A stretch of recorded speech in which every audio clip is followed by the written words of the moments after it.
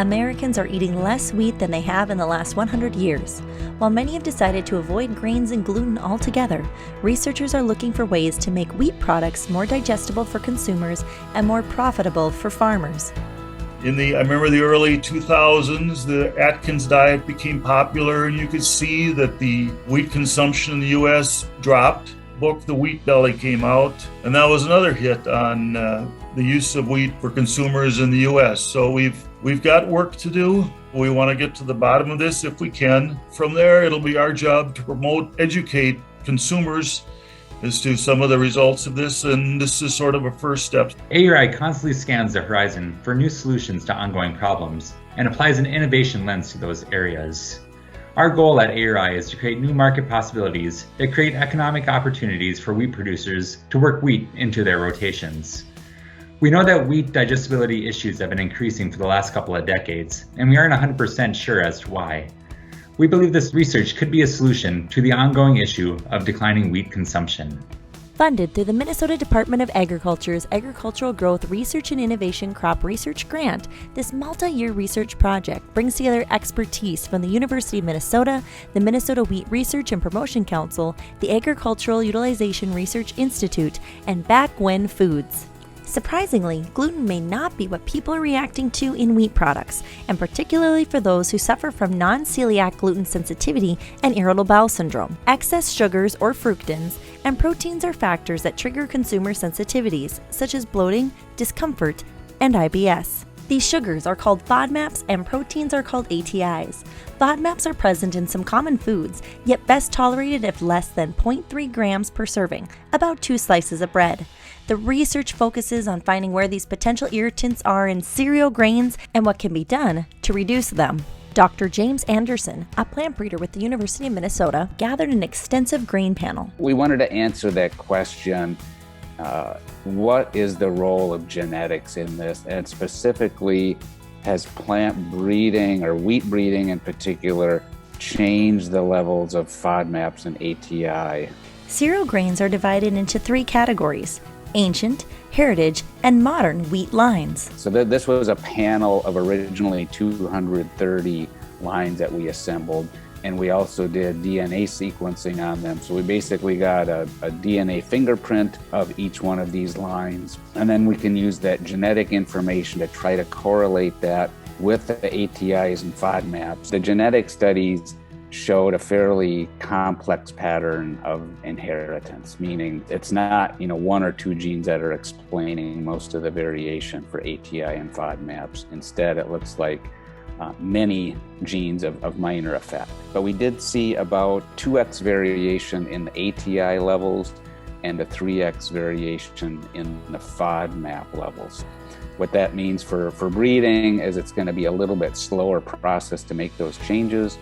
But there's good methodology, I think, that we can use to make those changes. Dr. Georgia Knorr, assistant professor in the Department of Food Science and Nutrition at the University of Minnesota, was tasked with analyzing the 200-plus grain samples. Even though we don't have a direct link, we know some varieties have low FODMAP, so at least the wheat breeders can select those varieties for future breeding. The samples that we had showed this genetic diversity. It looks like samples that inherently have low FODMAPs just have it, and it has not been bred into them. So I think that was a good thing. There were no discernible trends in ATI or FODMAP levels among wheat varieties developed at the University of Minnesota going back to 1915. After the DNA analysis of the grain, samples of wheat flour with low FODMAPs and ATIs were sent to Brian LaPlante, a baker with a passion for type 1 sourdough fermentation. LaPlante made over 600 samples of dough which were sent back for analysis to see if the sourdough method would break down the anti-nutrients further. The fermentation of the samples into sourdough bread resulted in significant reductions in both fructans and ATIs. At 4 hours of fermentation, fructans, which has a degree of polymerization of less than 10, decreased by about 45%. At 12 hours of fermentation, we saw about 70% reduction in the level of fructans.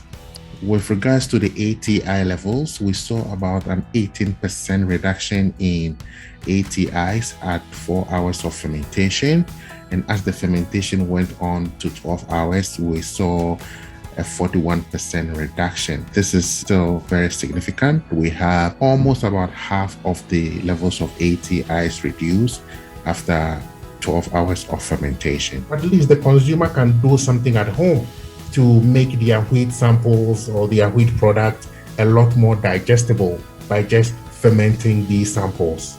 The benefit of this research, though, is really hopefully to reverse the trends in the decline of cereal grains. So we need to look at bringing them back into the diet, and how do you do that so it's not reactive? So this research and what we're attempting to do is to make whole grains a staple in the diet again.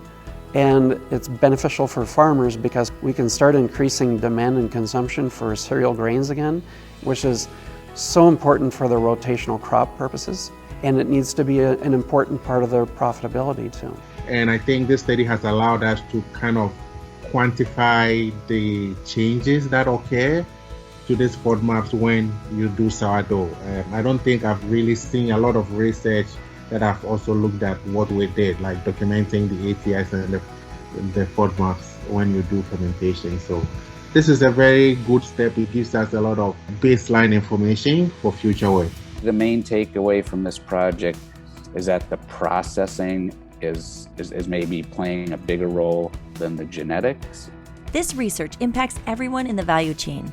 Millers of traditional grains say this type of research benefits them by potentially boosting product sales. They say there is a market for easy-to-digest wheat products, and the interest is growing. And we're happy to see a beginning of interest in the academic and industrial community and the farm community in general in finding out the particulars of really what's going on here, because we've got a lot of customers this is working for, but we don't know exactly why it's working. Wheat grain farmers are also eager to promote the benefits of this ancient commodity. Wheat is actually one of the most nutritious foods you can eat. If you take it right back to the Mesopotamians and the Egyptians and everything, they lived on wheat. They weren't living on meat, they were living on wheat. Wheat is the perfect balanced food. So it's how you grind it and how you process it and how you bake it that you can get the good side of it or you can get the bad side of it. It's just so exciting to see how this could fundamentally change the entire industry. From the producers receiving better prices for producing a product that consumers want, all the way through the milling process and to the food manufacturers. Taking the wheat and putting it into retail products that's healthier, that's more digestible, and that the consumers want. It's rare in life we see win-win-wins like this. This is really exciting research that I am proud that Minnesota Wheat has been able to be a part of. Plans are underway to continue to build upon these findings. Phase 2 will focus on wheat varieties identified in Phase 1 to further explore high amylose and fiber content for a lower glycemic index and potentially improve gut health. Complementing high amylose with low FODMAP and low ATI components, coupled with sourdough fermentation processing, may make an even healthier wheat, increase market values, and get cereal grains back on the table.